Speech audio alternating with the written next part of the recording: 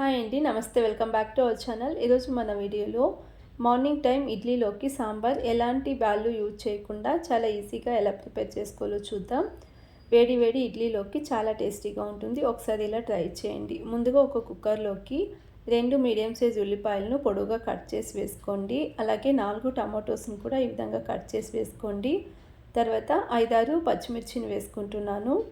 అలాగే 10-15 వెల్లుల్లిపాయలు వేసుకోండి. 1 టీ స్పూన్ కారం వేసుకుంటున్నాను. అలాగే 1 టీ స్పూన్ ధనియాల పౌడర్ని వేసుకోవాలి. అలాగే 1/2 టీ స్పూన్ పసుపు, రుచికి సరిపడా సాల్ట్ని వేసుకుని 2.5 గ్లాసుల వాటర్ని వేసుకోండి.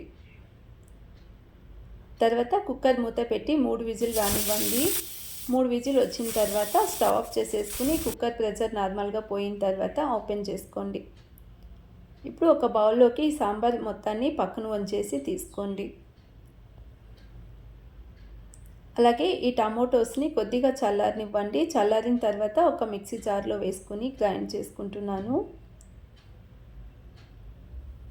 ఈ విధంగా గ్రైండ్ చేసుకుని పక్కన పెట్టుకోండి. అలాగే ఒక చిన్న బౌల్లోకి 2 స్పూన్ల శనగపిండిని తీసుకుని పక్కన పెట్టుకోండి. ఇప్పుడు స్టవ్ పైన బౌల్ పెట్టుకొని 2 స్పూన్ల ఆయిల్ వేసుకుంటున్నాను. తర్వాత 1/4 టీ స్పూన్ ఆవాలు, 1/4 టీ స్పూన్ జీలకర్రను వేసుకుని చిన్నగా కట్ చేసుకున్న వెల్లుల్లిపాయల ముక్కలు వేసుకుంటున్నాను. అలాగే కరివేపాకును వేసుకుని 2 ఎండుమిర్చిని తుంచి వేసుకోండి.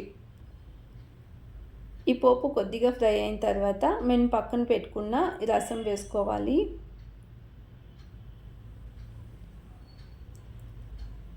ఇందులోనే మేము గ్రైండ్ చేసి పక్కన పెట్టుకున్న టమాటో పేస్ట్ని కూడా వేసుకోండి.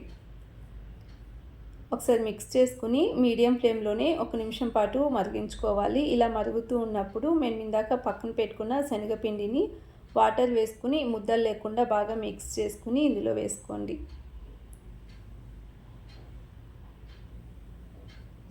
మరొకసారి మిక్స్ చేసుకుని 2-3 నిమిషాల పాటు మరిగించుకోవాలి. చివరిగా 1 టీ స్పూన్ నెయ్యి వేసుకుంటున్నాను. ఇది ఆప్షనల్, నచ్చితే వేసుకోండి, లేదంటే స్కిప్ చేసుకోవచ్చు. నెయ్యి వేసుకోవడం వలన టేస్ట్ బాగుంటుంది. ఇప్పుడు స్టవ్ ఆఫ్ చేసేసుకుని సర్వ్ చేసుకుంటే వేడి వేడి ఇడ్లీలోకి సాంబార్ రెడీ అండి. మార్నింగ్ టైం చాలా తక్కువ టైంలో చాలా ఈజీగా ప్రిపేర్ చేసుకోవచ్చు. తప్పకుండా ఇలా ఒకసారి ట్రై చేయండి.